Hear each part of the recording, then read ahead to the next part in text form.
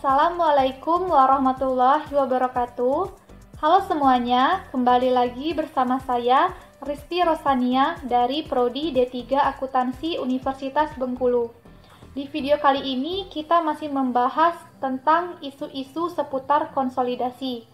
Di video kemarin itu kita sudah berbicara tentang transaksi yang dilakukan oleh entitas induk yang mengakibatkan kepemilikan entitas induk atas entitas anak itu berubah.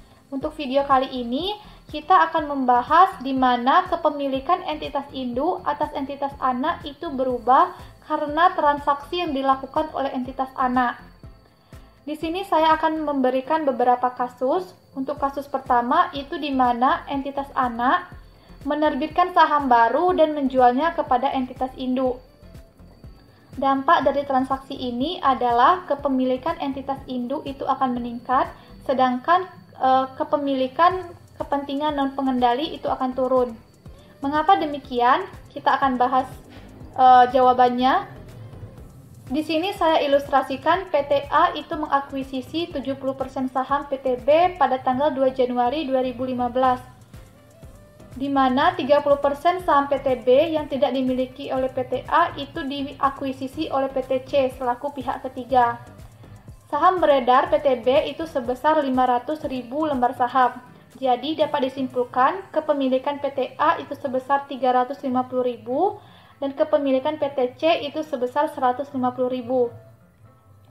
PTA ketika memperoleh saham pada tanggal 2 Januari 2015, ia memberikan imbalan yang dialihkan kepada PTB itu sebesar 490 juta, di mana nilai ini sama dengan nilai tercatat ekuitas PTB.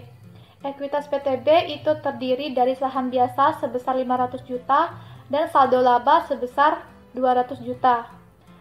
Nilai saham PTB itu adalah 1.000 per lembarnya. Pada tanggal 31 Desember 2015, PTB itu menerbitkan saham baru sebesar 100.000 lembar dan menjualnya kepada entitas A atau entitas induk, di mana harga jualnya itu adalah 1.200 per lembar. PTB itu juga melaporkan adanya laba sebesar 50 juta dan mengumumkan dividen sebesar 30 juta. Jadi dampak dari transaksi ini itu akan meningkatkan kepemilikan entitas A dan menurunkan kepemilikan kepentingan non-pengendali. Dikarenakan jumlah saham beredar itu awalnya adalah sebesar 500.000 lembar. Dikarenakan diterbitkan kembali oleh PTB sebesar 100.000, sehingga pada saat sekarang ini jumlah saham beredar PTB itu sebesar 600.000 lembar saham. Dan kepemilikan entitas A itu adalah sebesar yang awalnya sebesar 350.000 sekarang meningkat menjadi 450.000 dikarenakan ia membeli saham tambahan dari PTB. Jadi untuk menghitung persentase kepemilikan PTA itu adalah 450.000 dibagi dengan jumlah saham beredar pada saat sekarang ini yaitu 600.000. 450.000 dibagi 600.000 itu adalah 75%. Ini menunjukkan bahwa kepemilikan entitas induk atas entitas anak itu bertambah, yang awalnya hanya sebesar 70% sekarang meningkat menjadi 75%. Sedangkan kepemilikan non-pengendali atau kepentingan non-pengendali itu menurun dikarenakan jumlah saham beredar entitas anak itu meningkat, sehingga meningkatnya juga pembagi untuk menghitung persentase kepemilikan entitas non-pengendali, di mana entitas non-pengendali itu memiliki kepemilikan sebesar 150.000 lembar saham. Jadi 150.000 lembar itu dibagi dengan 600.000 itu adalah 25%. Ini menunjukkan kepemilikan entitas C atau kepentingan non-pengendali ini tadi turun, yang awalnya sebesar 30% sekarang menjadi 25%.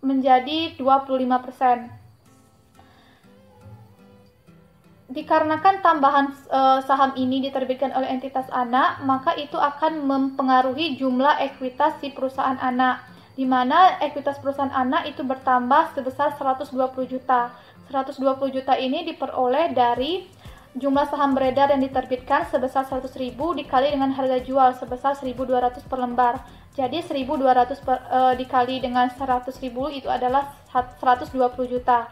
Maka PT Anak itu jurnal yang pertama itu mendebitkan kas sebesar 120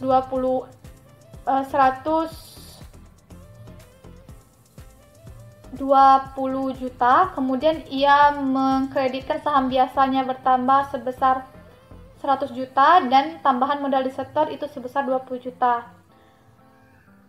Selain itu, PT Indo akan menyesuaikan investasinya pada perusahaan anak diakibatkan penambahan saham ini.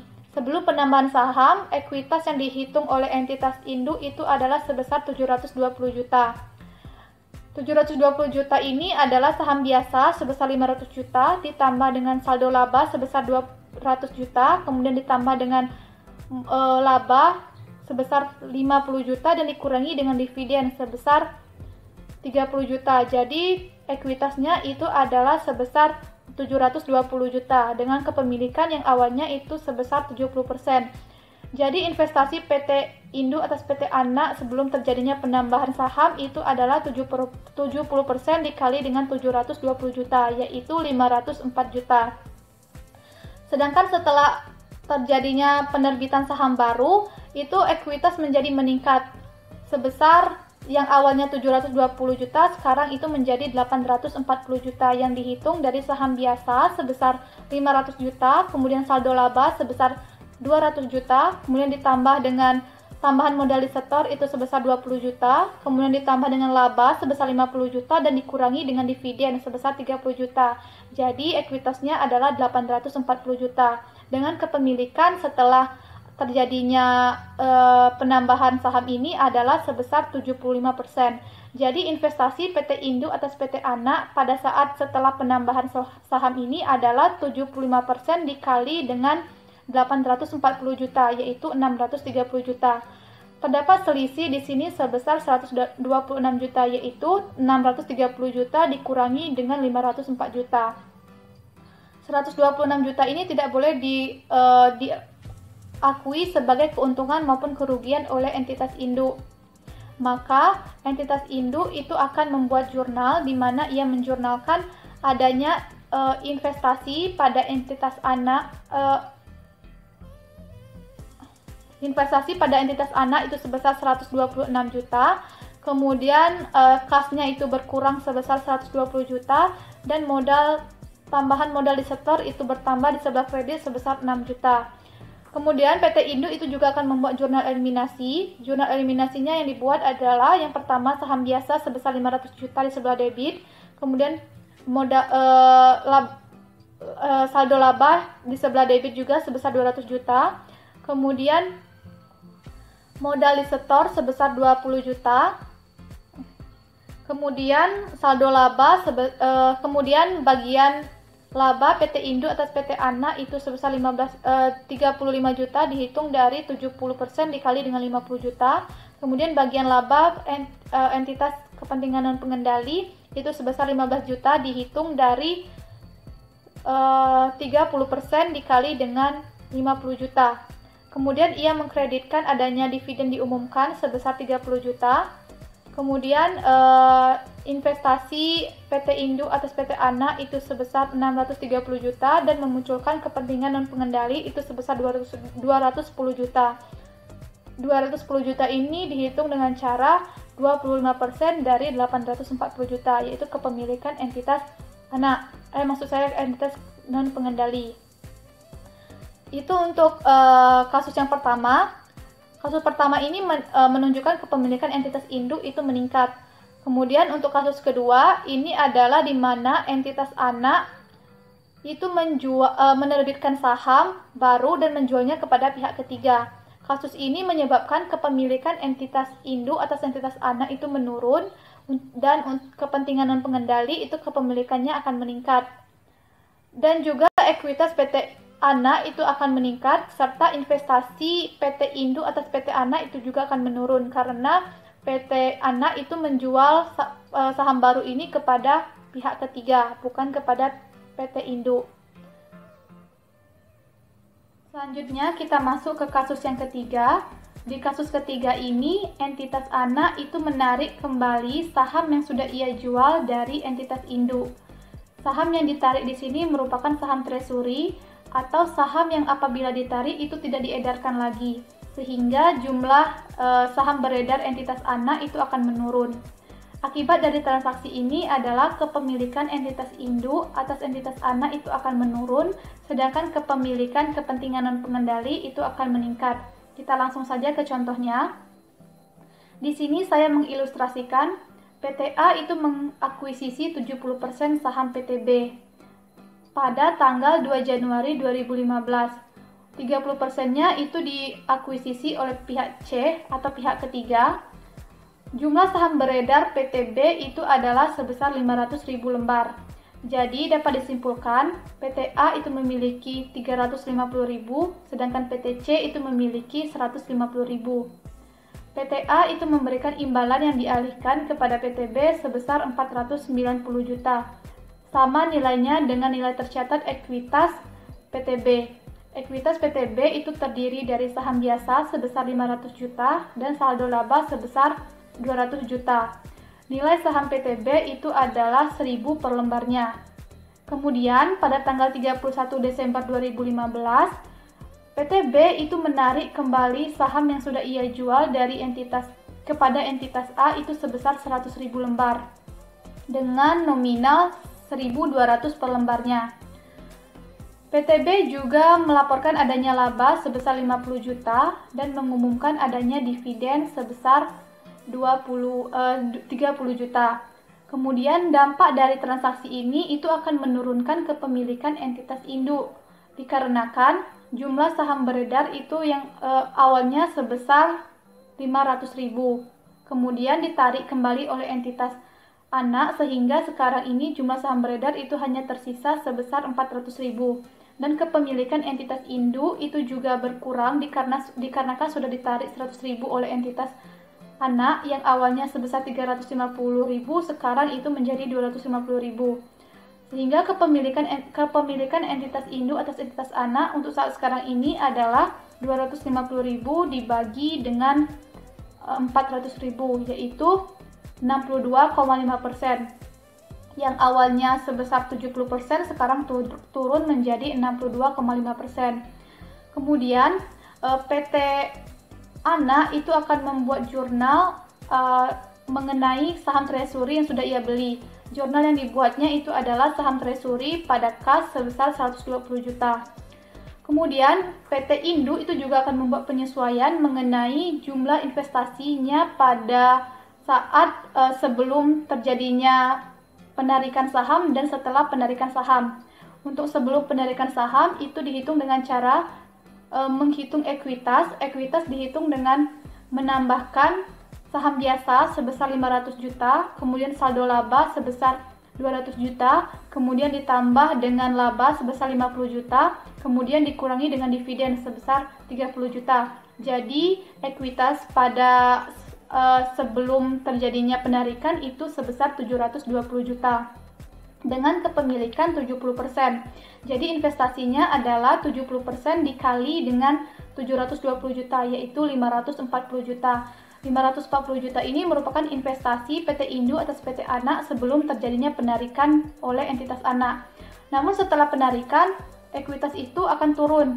Dihitung dengan cara saham biasa sebesar 500 juta, kemudian ditambah dengan saldo laba sebesar 200 juta, kemudian ditambah dengan laba sebesar 50 juta, kemudian dikurangi dengan dividen sebesar 30 juta. Jadi totalnya itu 720 juta.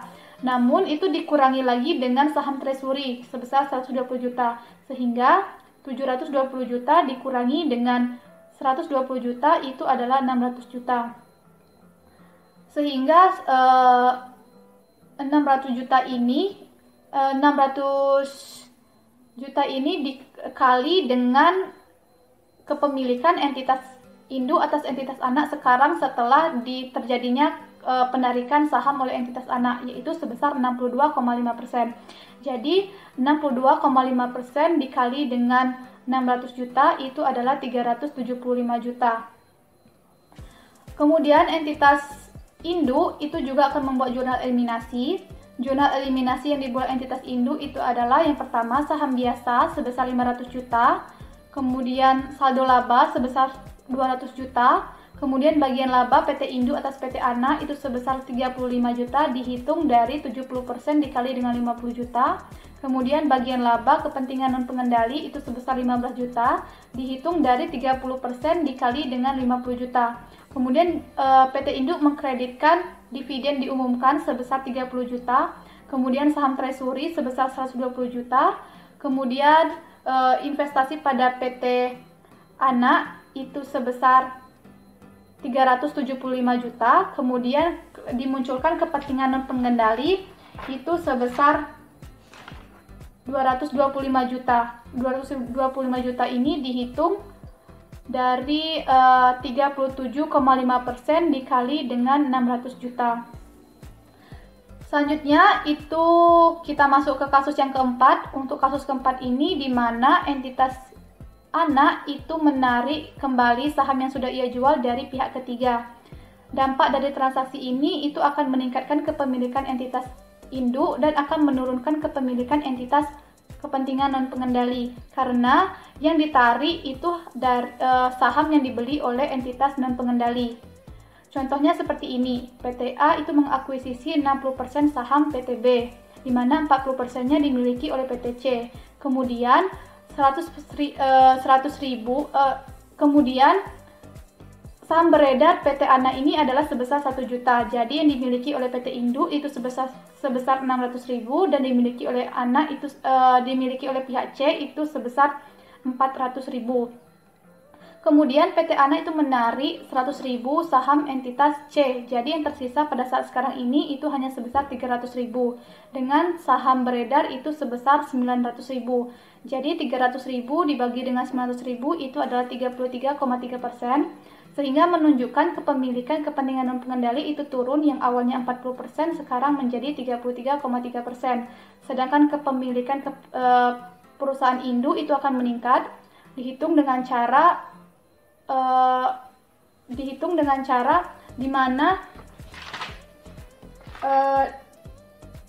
kepemilikan awal entitas induk itu sebesar 600.000 lembar saham, yaitu 60% dari 1 juta. Kemudian 600.000 ini dibagi dengan 900 juta. 600.000 dibagi dengan 900 juta itu adalah 66,7%, sehingga sahamnya itu kepemilikan sahamnya itu meningkat yang awalnya sebesar 60% sekarang menjadi 66,7%. Itu merupakan isu-isu konsolidasian di mana kepemilikan entitas induk itu berubah diakibatkan transaksi yang dilakukan oleh entitas induk dan juga transaksi yang dilakukan oleh entitas anak. Baiklah, selanjutnya kita akan masuk ke isu-isu konsolidasian lainnya. Isu di sini merupakan akuisisi yang terjadi tidak pada awal atau akhir periode atau yang biasa kita kenal dengan akuisisi pada periode interim. Di bab-bab sebelumnya itu kita berasumsi bahwa akuisisi itu dilakukan pada awal atau akhir periode. Namun pada kenyataannya akuisisi ini bisa dilakukan kapanpun. Jadi akan kita bahas bagaimana cara memperlakukan apabila akuisisi itu dilakukan pada periode interim. Akuisisi entitas induk atas entitas anak yang terjadi pada periode interim itu memiliki dampak pada penyusunan laporan keuangan konsolidasian. Menurut PSAK 65 tahun 2014 tentang penyusunan laporan keuangan konsolidasian, entitas induk itu memasukkan penghasilan yang diperoleh dari entitas anak dan beban yang ditanggung dan dibayarkan oleh entitas anak dalam laporan keuangan konsolidasian itu pada saat tanggal perolehan pengendalian entitas induk atas entitas anak sampai pengendalian tersebut hilang. Contohnya seperti ini, PTA itu mengakuisisi 80% saham PTB tanggal 1 April 2015. PTA itu membuat laporan keuangan konsolidasiannya pada tanggal 31 Desember 2015. Maka menurut PSAK 65, PTA itu membuat laporan keuangan konsolidasian itu dimulai dari transaksi yang terjadi pada tanggal 1 April sampai tanggal 31 Desember 2015. Dikarenakan PTA itu tidak boleh mencatat transaksi yang terjadi pada tanggal 1 Januari sampai 30 Maret 2015.